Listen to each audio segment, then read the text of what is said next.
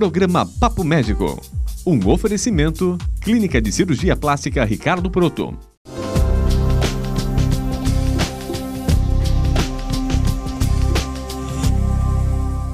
Hoje no programa Papo Médico teremos a presença do ginecologista e obstetra Dr. Henry Corks. Ele é professor de obstetrícia aqui na PUC e falará para nós sobre os diferentes tipos de partos. O programa Papo Médico começa agora.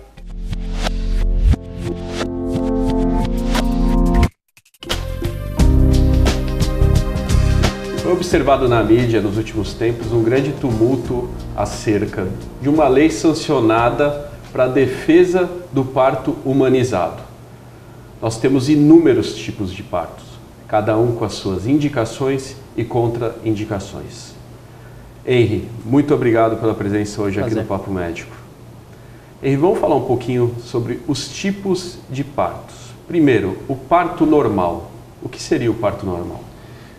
O parto normal é um termo utilizado para o parto realizado por via vaginal, né? Ao contrário do parto operatório, que seria o parto cesariano. Dentro do parto normal, e hoje em dia se falando muito, nós temos o parto humanizado, ou chamado de parto natural também, que nada mais é do que o parto normal, só que com ou com menos intervenções médicas possíveis. Acho que esse é o grande conceito desse tipo de parto. As pessoas têm muito, as mulheres, né, têm muito medo do parto normal, acho que pelo período, né, do preparo para o parto, do trabalho do parto, na verdade. Sim. Qual o tempo médio do trabalho de parto? O trabalho de parto nós dividimos em dois grandes períodos. O período de fase de latência, onde a paciente, o colo do útero da paciente, ele se prepara para realmente entrar em trabalho franco de parto, que seria a segunda parte, que é chamado período ativo do parto.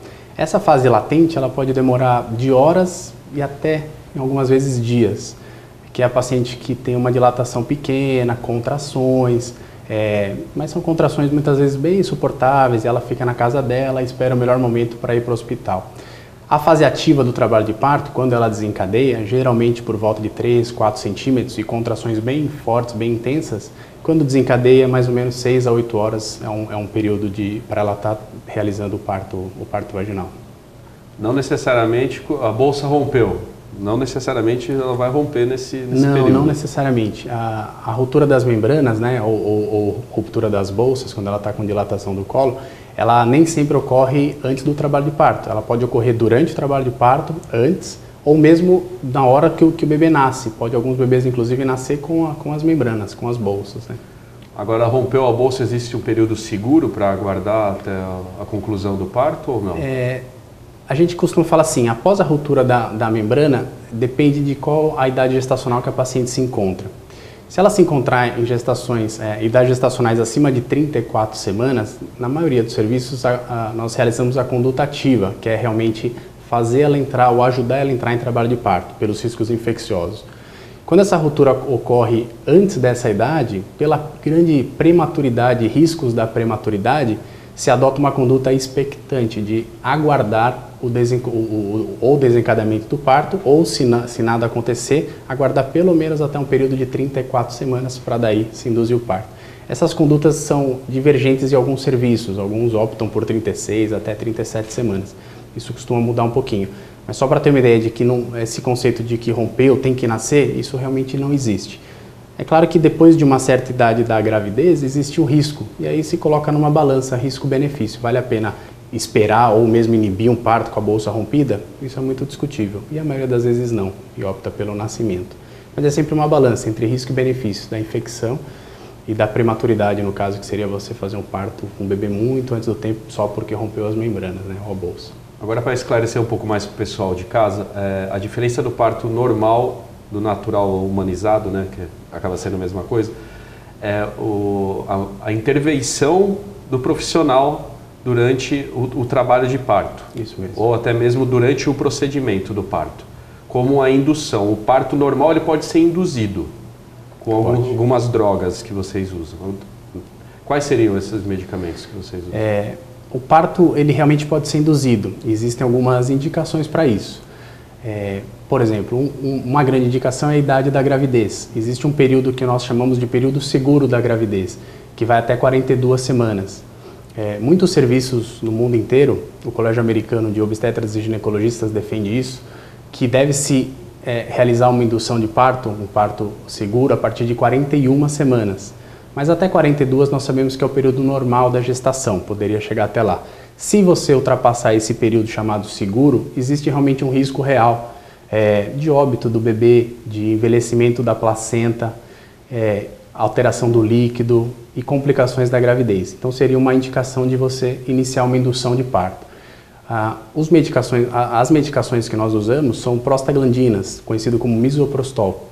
É uma medicação que faz o colo começar a dilatar e a paciente secundariamente entraria em trabalho de parto. Existem outros métodos, chamados métodos mecânicos, e cada um com a sua indicação. Por exemplo, pacientes que têm cirurgia anterior prévia, uma cesariana anterior, não podem usar o misoprostol na maioria das vezes. Então, essas seriam usados outros métodos, como o método mecânico, o método de Krause ou da sonda de Foley, existem alguns outros descritos.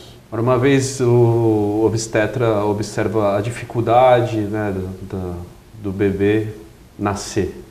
Tem um procedimento que é chamado episiotomia. Exato. Né? Uma vez realizada a episiotomia, o parto deixa de ser natural e já passa a ser normal também. Eu acho que nós não podemos generalizar as coisas.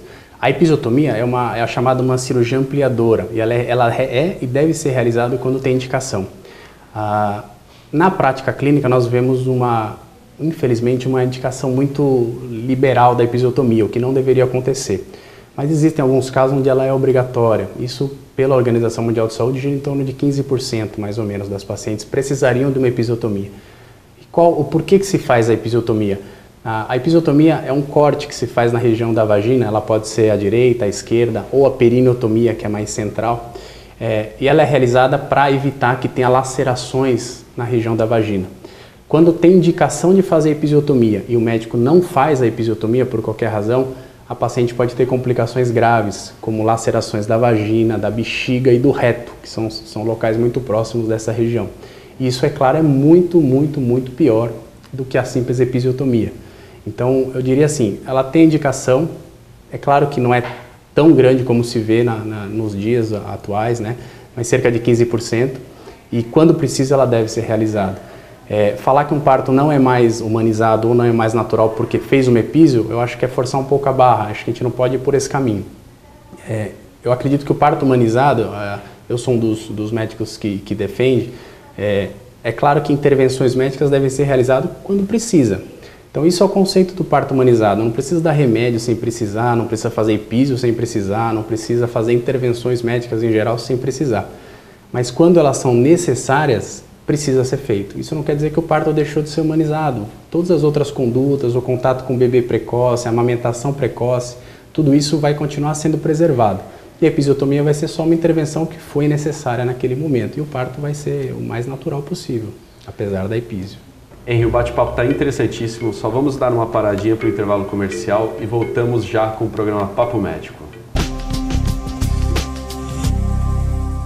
Bom dia, classe! Bom dia! Hoje nós vamos fazer uma redação e o tema será: o que vou ser quando crescer? Podem começar! Graças a pessoas como você, o GEPASSE ajuda crianças com câncer a realizar seus sonhos. O que foi, Murilo? Não, professor, porque eu posso ser tanta coisa que até fiquei na dúvida. Ah, então tá bom. Ajude. Ligue.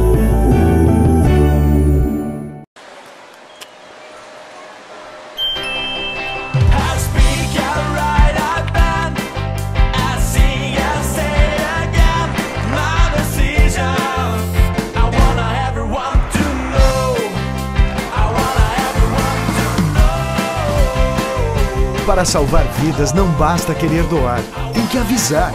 Converse com a sua família e seja um doador de órgãos. Voltando com o programa Papo Médico com o Dr. Henry Corks falando sobre os tipos de partos. Henry, então vamos deixar bem claro para o pessoal de casa que na verdade não existe nenhum vilão. Parto normal, humanizado, natural, cesáreo ou fórceps, cada um tem a sua indicação. Você pode falar um pouquinho para nós sobre isso? Claro. Eu acho que é isso mesmo que você falou, Ricardo. Não existe um vilão. E também não existe um melhor parto se a gente considerar determinadas situações. Nós temos sempre que ver o risco e benefício, né? Se a paciente tem ou não uma indicação. Temos que respeitar a vontade da paciente de ter um parto, de ter outro tipo de parto, de ter ou não intervenção, do local onde ela pretende ganhar o bebê, enfim, são coisas a se pensar. Mas o que a gente pode falar a respeito disso é que a cesariana realmente é um parto operatório, é uma cirurgia que salva vidas, ponto final. Quando ela é realizada com a precisa indicação, sem dúvida alguma ela salva a vida, tanto do bebê quanto da mãe muitas vezes. E as indicações são muitas. Podemos, só para citar algumas, bebês muito grandes, pela nossa sociedade, a sociedade americana acima de 4,5, são bebês que por via vaginal poderiam causar algum problema na saída do bebê. Outra grande indicação seria as síndromes hemorrágicas, que seriam sangramentos, por exemplo, por descolamento da placenta no final da gravidez, uma coisa extremamente urgente. Às vezes o cordão umbilical ele sai pela vagina antes do bebê, e isso também é uma emergência muito grave, a cesariana tem que ser realizada. Então, assim, existem algumas indicações precisas. Existem também algumas indicações ou contraindicações ao parto vaginal. Tem algumas pacientes que, embora muitas vezes querem ter o parto vaginal, ele se torna arriscado, né? E essas contraindicações acabam se misturando com as indicações da cesárea, né? Quando a paciente não pode, por algum motivo, ter o parto vaginal, por exemplo, porque a bacia dela, né, a região óssea dela não é adequada para o parto, ou porque ela tentou o parto normal, muitas vezes ela entra em trabalho de parto, a gente acompanha o trabalho de parto e está tudo bem, está tudo favorável, e de repente o parto simplesmente para, a dilatação para. Isso acontece às vezes. É uma parada que a gente chama de parada secundária da dilatação. Ela entra e para. É uma indicação de cesariana muitas vezes. Então, o que acho que é legal para passar para o pessoal em casa é isso. Nós devemos sempre respeitar a opinião das pacientes e conduzir da melhor forma possível. Mas muitas vezes uma opção que a gente parte para fazer e respeita, muitas vezes não é a que a gente consegue no final realizar. Muitas vezes um parto humanizado, no final vai ter alguma intervenção médica. Muitas vezes um parto normal vai acabar em cesariana. E isso é uma coisa muitas vezes imprevisível, né? Acho que esse é o grande lance. E o médico sempre ali para salvar a vida, né? Priorizar a vida da mãe, tanto da mãe quanto do bebê, né? Sem dúvida. A presença médica ao lado, embora algumas pessoas mais radicais são contra isso, inclusive contra o médico estar presente, nós sabemos que tem muitas... Quando o parto ocorre de uma maneira extremamente natural mesmo e sem nenhuma intervenção e vai tudo bem, nasce tudo bem, que a maioria das vezes, claro, o médico muitas vezes é um observador e deve ser assim. Como nascia-se muito de parteiras, exatamente, né, as parteiras faziam os partos, as enfermeiras. Então o pessoal se pergunta hoje em dia, pô, mas se fazem antigamente, por que agora tem que estar um médico lá? Justamente por causa das intervenções que são imprevisíveis a maioria das vezes. E se o médico não estiver presente, muitas vezes pode ocorrer alguma tragédia. Então a presença médica é essencial, sem dúvida alguma, né? Henri, com certeza as mães ou futuras mães estão bem ansiosas com essa entrevista. O que você pode deixar de palavra final aí para elas? Bom, eu acho que orientaria as pacientes a buscar informação. Informação é a chave de tudo. Buscar saber as vantagens, as desvantagens de um parto normal, de um parto cesariano. Saber que muitas vezes um é necessário, mesmo querendo um outro. Então, essa informação é essencial. Para isso, uma equipe multidisciplinar que esteja envolvida com a paciente é extremamente importante. A começar pelo médico. Ela tem que procurar um médico que explique tudo, que oriente ela sobre os benefícios, os malefícios de cada parto e que informe a paciente para que ela, como protagonista do nascimento do seu bebê, ela é a principal aqui, ela, o seu bebê, a família inteira envolvida. Ela tem que realmente decidir e fazer parte desse momento, né? Então acho que informação acho que é a palavra que eu diria para deixar de mensagem para as pacientes. Henri, muito obrigado pela entrevista. Se deixasse, a gente ficava o dia inteiro falando sobre isso. Foi um prazer, obrigado. Obrigado. Por aqui. Valeu. Pessoal, espero que todos tenham aproveitado essa entrevista maravilhosa e até o próximo programa Papo Médico.